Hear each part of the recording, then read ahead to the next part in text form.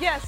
Thank you all so much for having us. And again, we are with Zumba and Tonal. And if you all want to rise with us, it is starting the end of the day. So we want to make sure we loosen your limbs up, get you ready for the happy hour. So we are going to work with Tonal. Tonal is going to do a few, we're going to have her do a few squatting. And then Zumba is going to get you ready and moving. So I like this. Go ahead, Gina. Let's go ahead and start. Oh, well, we need rhythm because Zumba is all about music, right? So can you guys clap, give a little beat to clap? Shake. You can squat or you can shake. Yeah. I don't know if you can see my underwear. Just don't look there. Follow Savannah. I like it. Everybody get it. Good job. Awesome. 10 out of 10. Thank you so much. Thank you, Savannah. And thank you, ladies, so much. Great push-up They're gonna smash form. it. Really good. Thank you. I will take that compliment from you, especially. Cheers, y'all. See you in a bit. Awesome. So again, thank you all so much for being here. Hello, everyone. My name is Krystal Beachum. I am the Community Engagement Manager at CMX. So happy to have you all. So if you are in the Facebook or the Slack channel, the pretty face you see in blue is me. So I just want to thank, again, Kate and Gina for being here with us to talk a little bit about what you all do in your communities. So I will go ahead and start with you, Gina. So just tell me a little bit about yourself and how you got to Zumba. So my name is Gina Graziani. I'm the Director of Membership Programs and Community at Zumba Fitness. I am the proud mother of a beautiful 2-year-old English bulldog named Gracie, who is the love of my life. And I worked in public education, actually, in technology in the state of North Carolina before becoming a Zumba instructor 11 years ago. And then I found myself in a community role at the Zumba home office, and I'm very fortunate to work with a beautiful team of innovative, exceptional leaders there. And I'm so grateful to be here at CMX today. So thanks for having us all. Awesome. Thank you so much. And Kate, we're going to go to you. So tell us how you got to Tonal. Loved hearing your story backstage, but we'd love for you to share it here. Yeah, well, thank you so much for having me. I've gained so much value out of being a part of the CMX community, so I'm just so honored to be here to hopefully contribute. I live in Los Angeles with my partner and my 3 dogs. 3 is a lot. If you have dogs, just stick to 1 or 2. That's my first piece of advice. Doc Luna Nino. And I, like Gina, came from a fitness background. I had my own personal training business and segued into community at Tonal. So it was a really natural progression and a really fun, that was 3 years ago. And so it's been a really wild ride during the pandemic, working for a digital fitness platform, but it's been so, I've learned so much, and we've come a long way, so I'm excited to be here. Awesome. So I'm just going to go ahead and get right into the questions because we do want to open it for Q&A. We love to create authentic and transparent conversation, so I just want to go ahead and get started. So again, this is going to go back to you, Gina. The term community leader can mean many things, so can you tell us about who the leaders are in your community that you're talking about today? Yes, so for the purpose of today, the way that Zumba Fitness works, we have 2 brands. We have Zumba Fitness, which is dance fitness. I loved your shimmies. We also have Strong Nation, which is a HIIT program, and we have instructors that teach both of these fitness formats. So we call the Zumba instructors Zen members, Zumba Instructor Network, and we call the Strong Nation instructors Sync members. It's not an acronym, it's just they're synced with the beat. And so for us, our leaders within community are these instructors, this global team of instructors. Nice. And then, again, question for you, Kate. Yeah, so slightly different from Gina. We also have community leaders who are our members, but and for this discussion, I want to be speaking about our coaches who are paid employees of the brand. But for us, they are people that our members really want to engage with. And so for other communities, it could be the CEO or it could be the product manager. It could be fitness coaches if you work for a fitness brand. But for the purposes of this conversation, it is the Tonal coaches that you work out with on the screen on your trainer. Love that. And then, Gina, we're going to do a couple of questions for you. And I know you talked about how COVID has changed the landscape for Zumba. So you talked about it has also changed the needs for your Zen members as well as your Zen instructors. So can you talk about how their needs have changed, but also how you've been able to pivot to provide support? Yes, so a big part of what we do is, the core of what we do at our company is to listen to what types of support these instructors need so that they can feel empowered to go out there and do what they do in the world, which is help people along their wellness journeys and provide connection and community. So when everything changed around March of 2020, we are a global fitness community. We have instructors in over 180 countries. So in the majority of these geographic locations, we were only in person. We only had in-person classes. So everything changed. So we had to really listen to what they needed, what their specific needs were in different regions. People that lived in different types of homes had access to different types of, connectivity as far as internet. So our teams at the home office really shifted into finding and creating and building platforms for them to teach virtual live stream classes and on-demand classes. And we continued to just listen to them, like, if you're now teaching virtually, how do you set up the equipment in your home? How do you get your audio correct if you're using Zoom? We had to create educational resources, support resources for them to understand how to use different approved platforms like Zoom and Decast and the product that we had built for them that was a part of their membership. And we also found that as they started to either create community for the first time in a digital space because they were a new instructor, or if they were bringing their in-person students into a digital community, that there were different types of support that they needed as well. And with everything that happened, in the United States, there was a big election cycle throughout that time. There were so many different, social justice movements, so much happening in the world. We found that now that these instructors were managing their own digital communities, that there was a very specific type of support that they needed. One of the things that we did was we developed a training for them on how to manage conflict in digital communities. So that was something that we were able to provide to them. But everything changed, and we just had to keep listening and keep building. Nice, love that. And then that's a good segue into my next question. What components did you include in the conflict management in digital communities training? Because again, as a community manager, it doesn't matter what industry or it doesn't matter what community, you're always dealing with conflict. So how were you able to do that, and what type of components did you use to create that training? I love that question because it's going to, we try to deliver, when we create a product for our members, for our community members, we try to listen as much as we can to put as much, information in that's relative to them. It's going to vary based on your region and where you are, what the social norms are, what is okay and appropriate in your community. But for this particular training, we led by explaining to them what the power and purpose of digital spaces are. What are they? Why are they important? What can you do with them?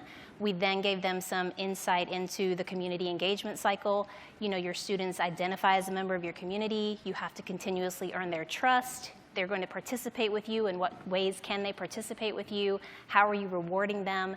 And then we took them through a 5-step plan. So we developed a 5-step plan for them to activate and lean into when a conflict occurs. And a conflict could be anything for fitness instructors. It could be somebody had an issue getting a refund for a virtual, a live stream class that they were holding. It could be that they found that their instructor was supporting a charitable organization that they feel it didn't align with their belief system. So many different types of conflict. We gave them a 5-step plan. The 5 steps are, assess the situation, do your research, create mental space, which is so important for all of us in times of conflict. Choose your platform. Where are you going to say what you're going to say? And then write and review. And then we gave them best practices and tips to use for each of these steps. And then my favorite part was we actually took them through a series of exercises. So scenarios that were pulled from our global community, different regions, and then we walked them through what a typical response might be for conflict management. Yeah. Love that. Love that. And then we are going to go over to Kate. So how have you leveraged coaches to be community leaders at Tonal? Yeah, so thank you. So I want to take you back about 3 years when I first started at Tonal. I was very fortunate to come in at a time when the community was very ripe. It was only about 300 people who were mainly beta testers at that point. So I really had the opportunity to listen, and that's a common theme that you've heard throughout the day, I'm sure, but to listen to what members needed. And what I found they wanted was these coach connections. And I didn't know if they would or not, because at the time we had just launched, our coaches didn't have big names or big followings, but they still didn't matter. They wanted personal connections with their coaches, kind of behind like access that's not just what you see on the screen. And so I really wanted to give that to them. And then on the other hand, our coaches really wanted to engage with our members, and they wanted to coach them because that's what they love doing. But I learned early not to just throw them into the deep end, because I don't know if any of you have experienced this, but community can be really overwhelming if it's something that you don't have experience with. We run our community on Facebook, and so you can comment one thing and then it quickly spirals into 40 or 50 notifications. And that was a lot for our coaches, and some of them could manage that and some of them were overwhelmed by that, and we don't want anyone to feel overwhelmed or burdened by engaging with the community. And then on the flip side, we have to manage the expectations of our members, like, hey, this coach responded to me here, but this one didn't here. What does that mean?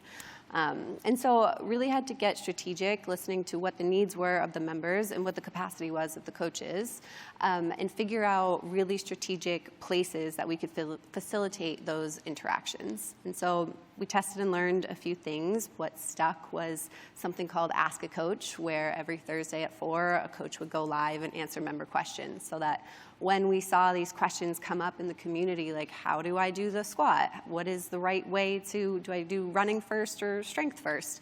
We had a way to funnel these questions into the proper forum so that our coaches could get in there and engage, but not feel overwhelmed or like it was too much for them to handle.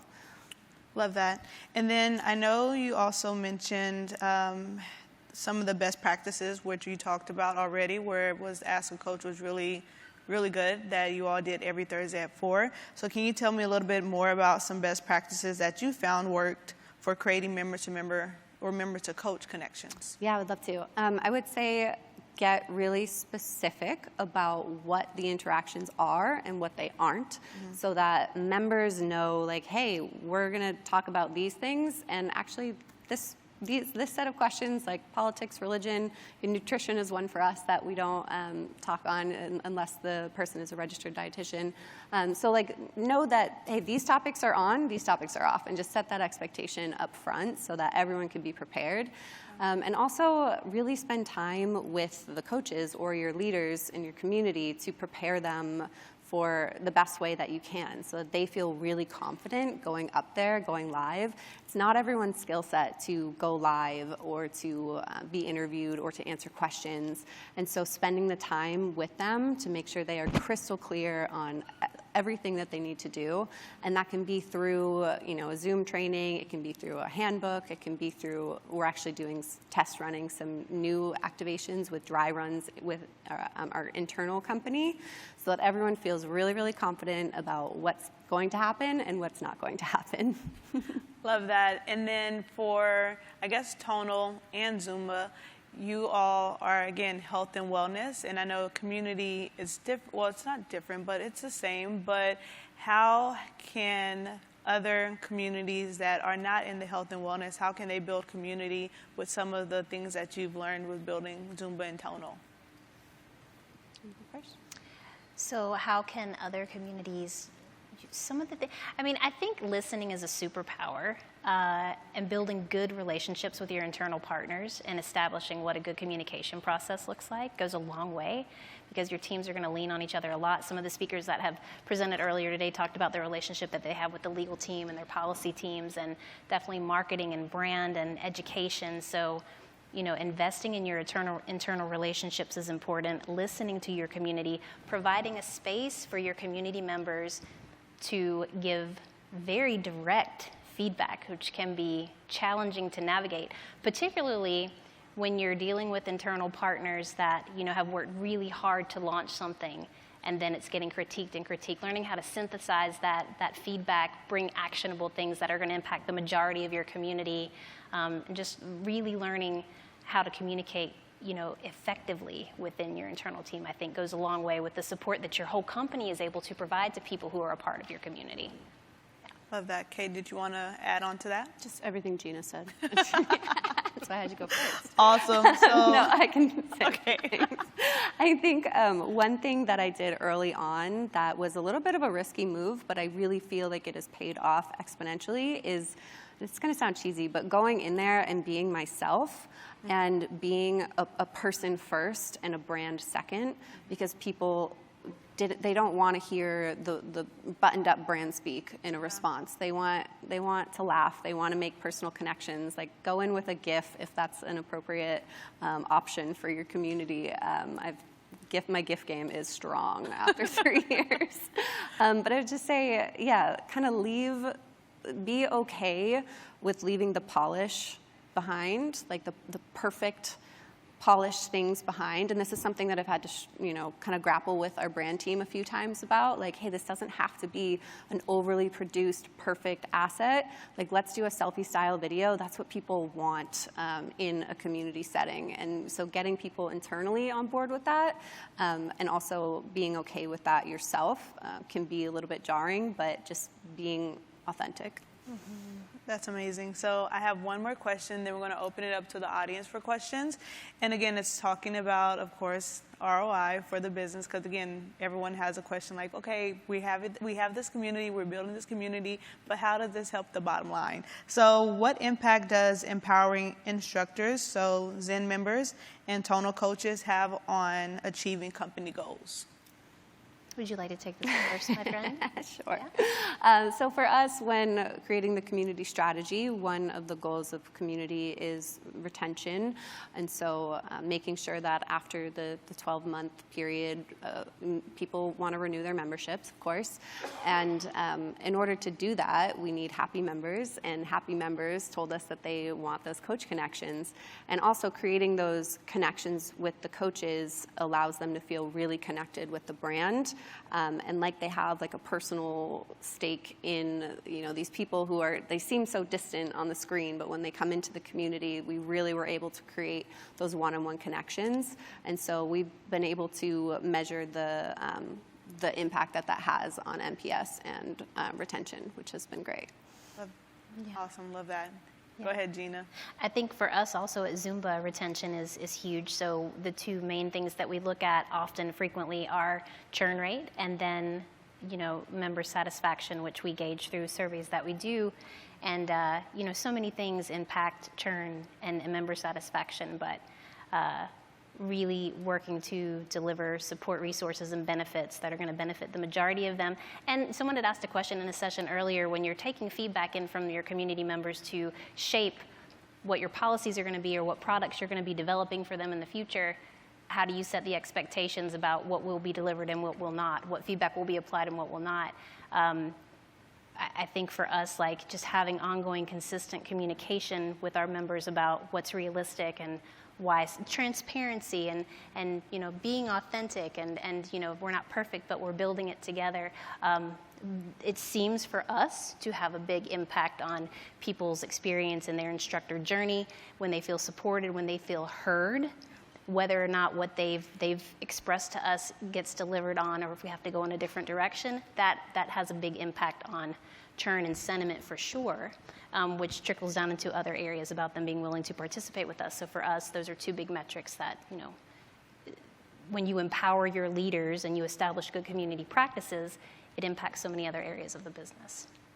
Awesome. And before I get into the questions, is there anything else that I missed, or is there anything else we should cover before passing over to the attendees for a Q&A? Nothing top of mind, but okay, you didn't want to break out to any more squats or anything? Do a few burpees. I mean, always. Okay. Always want to dance, for sure. Okay, awesome. So we're going to open it up to any Q&As. We have about 10 minutes left, so we can take as many questions as we possibly can in the next 10 minutes.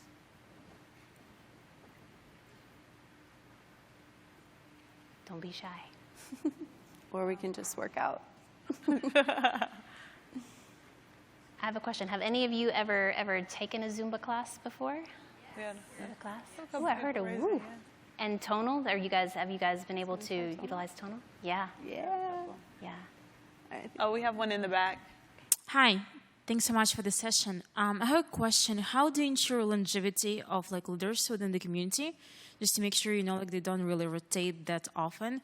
And what is in your view, a really good quality longevity of the community leader? Thank you. The community leaders. Yeah. So the leaders within the community. Yeah, that's a good question. For us, those leaders are employees, so keeping them happy and retained in their jobs is number one.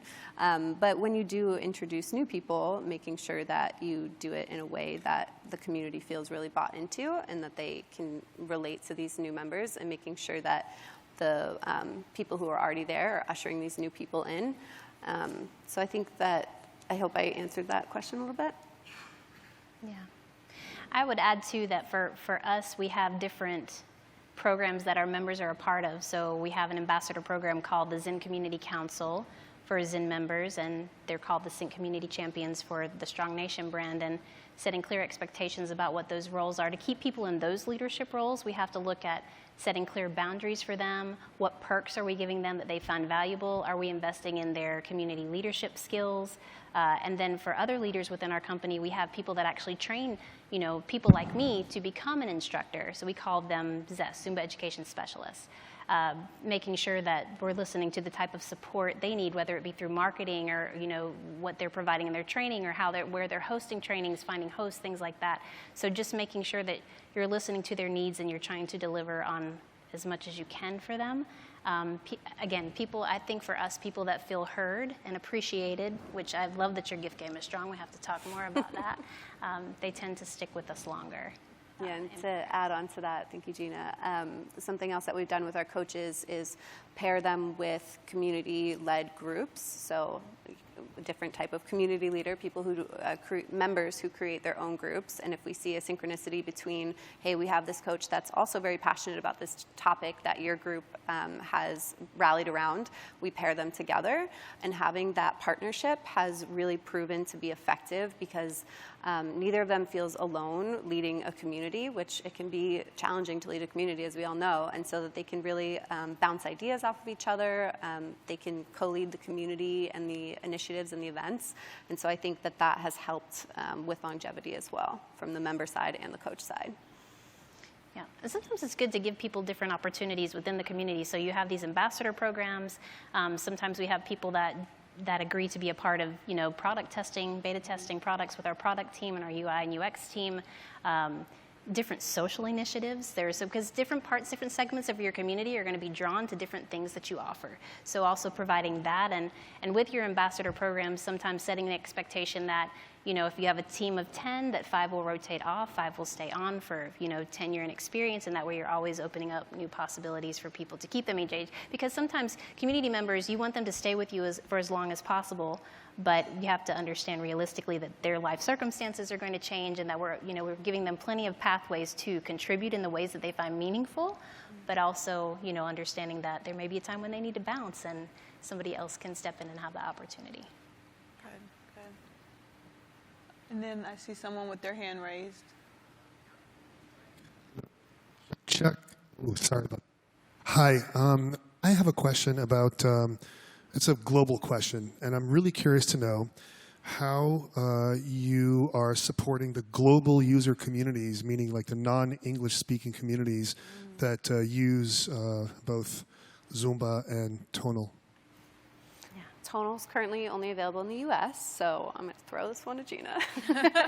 That is a great question, and I was in the theater stage for a session with another presenter earlier this afternoon, and they noted that certain products that we use, certain platforms, are not accessible in different countries, and definitely language can be a barrier. So for us at Zumba, we have the core of our content that we share with instructors, which our instructors are getting content on a monthly basis to teach in their classes. We have it translated into core languages that impact the majority of our instructors globally, and to make sure that we're getting the proper feedback and that we understand it. We have ambassador programs like the Zen Community Council and the Zen Community Champions that are regionally based, language based, and so they're able to help give us insight in language and also help us amplify messaging in language, which helps us tremendously, because what a superpower that would be to be able to speak every language fluently and communicate that way. But those are, using different platforms, like if they're using WeChat, Kakao Talk, South Korea, wherever you may be, finding community members that want to be engaged and provide that type of leadership and support, it helps for us tremendously, but it is a challenge. Any other questions?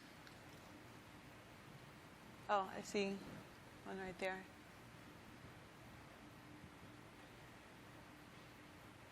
Hi. So my question is, do you have? I mean, you have like a lot of users right now, and I wonder whether you have any plans to have like user-generated content, and if so, like how do you make sure that it's healthy and safe, for other users? Yeah, so that's going back to those partner communities that I was talking about.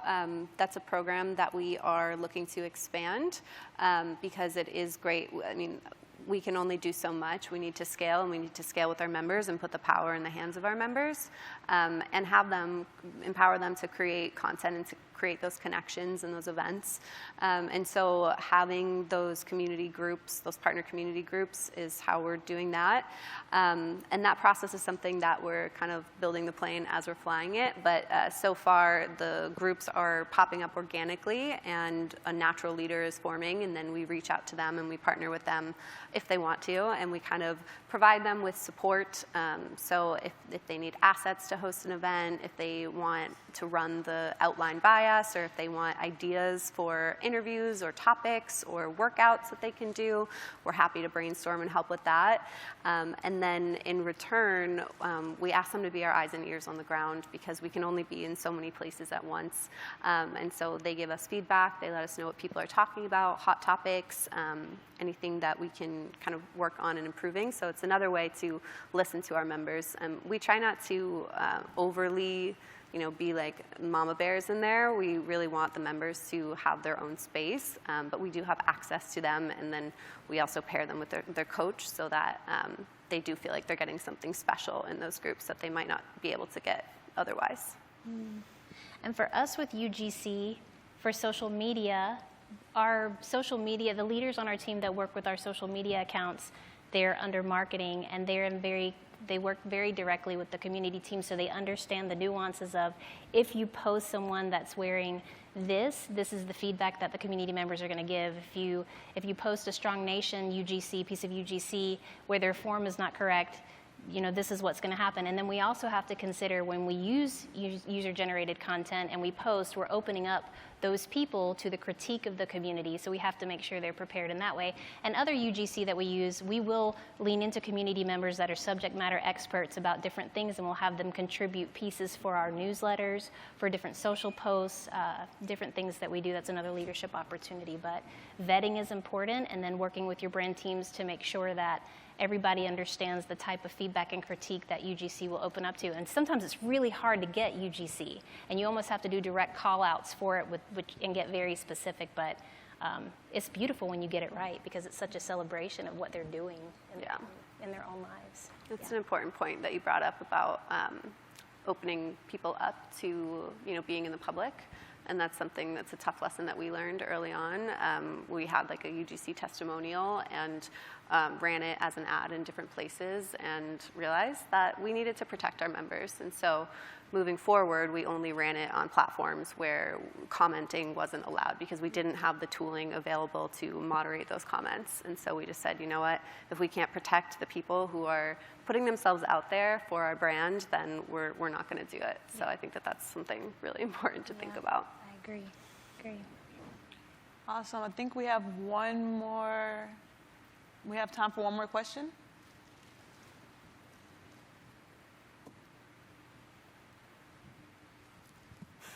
Okay, I see.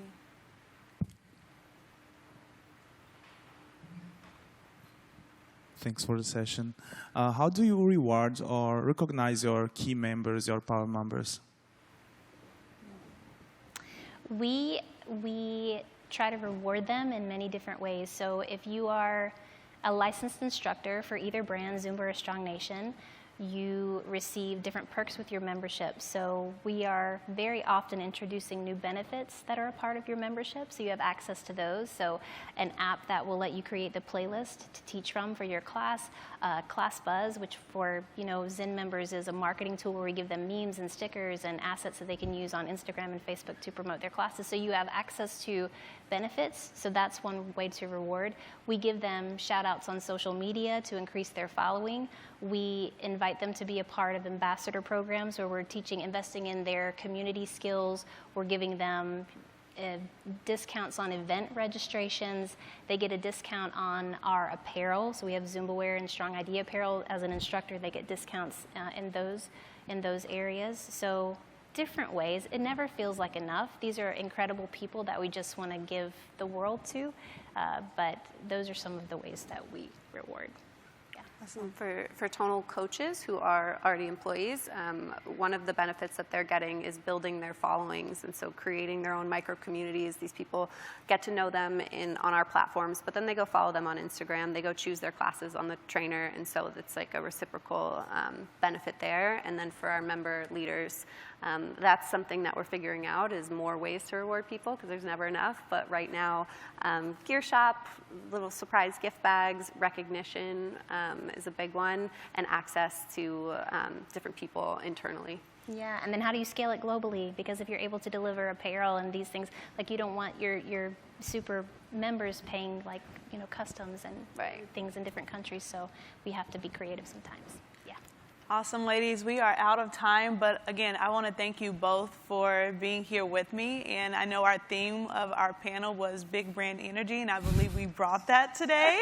And again, just so happy that you all are here, and we look forward to staying connected. And if you all want to learn more about Zumba and Tonal, you can follow them on LinkedIn, or you can connect with them around the conference or around the summit. They'll be around. Yeah, come find us. Thank you all so much. Thank you, Krystal. Best moderator ever.